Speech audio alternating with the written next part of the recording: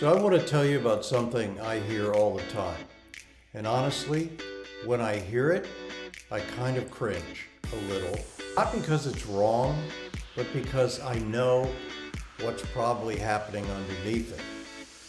Here's the phrase: I don't really worry about that. My accountant handles it. Maybe you've said it. Maybe you're thinking it right now. And look, I totally get it. I do. But I want to have a real conversation with you about that, about what it actually means, because I think there's a gap hiding in that sentence that's costing you and other business owners more than they realize. So let's start with your accountant. And again, I want to be really clear. I'm not here to badmouth anybody's accountant. They do something genuinely important, and you absolutely need one. But what they do is very specific to you. Your accountant's job is compliance. That means everything that they do is making sure your taxes are filed correctly, your books are in order, and you're not in trouble with the IRS. Don't want to be in trouble with the IRS. That's it. That's the job. And they're good at it. But here's the thing about compliance and how it works. It's all backward looking. Your accountant is working with what already happened last quarter, last year. They're essentially organizing your financial history and making sure it's reported correctly. That's valuable, but it's a completely different thing from someone watching your business flow, watching how you do your business, and are you doing your business right, and helping you make better decisions going forward. And that's the gap. I want to talk about that gap because most owners don't have anyone filling that second role. Think about it this way. Your accountant is like your tax historian. They're incredibly good at telling you what happened, clearly, accurately, legally. But what most business owners actually need, especially when things are growing or something feels off or a big decision is coming up, is someone in the co-pilot seat, someone who's actually looking at your numbers with you in real time and asking questions. Is your pricing actually covering what is actually costing you to run a business?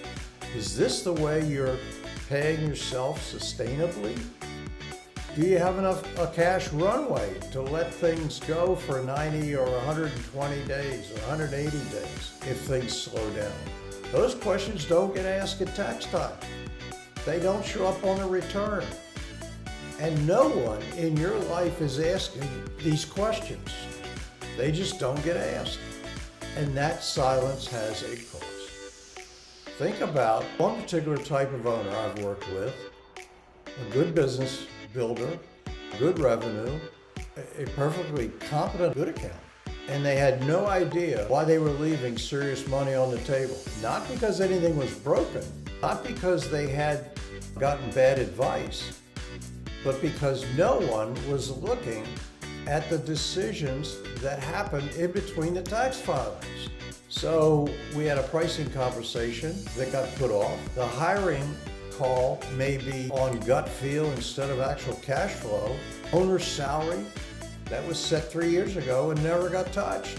The client who's taking up a third of the capacity and of the business and producing about a tenth of the profit.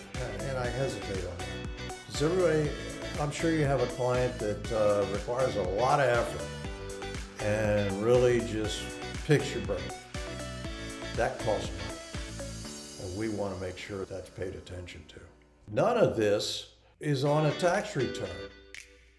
None of it triggers a call from your CPA. He's not sitting there saying, I wonder what Dr. Jones is doing. I wonder what Jim's doing. Is he running and saying, I got to call him and make sure he's on point? He's not doing that. He's busy doing people's taxes. And it really doesn't bite you until all of a sudden. It doesn't bite you till it bites you. And here's the part I really want you to hear. If you're thinking about my accountant handles, and that's not, if you're thinking about My accountant handles it. That is not a dumb thing to believe. Nobody teaches you the difference when you're starting in business. You hire an accountant because you're supposed to. It feels like you've checked all the financial boxes and you move on. And that makes total sense to you.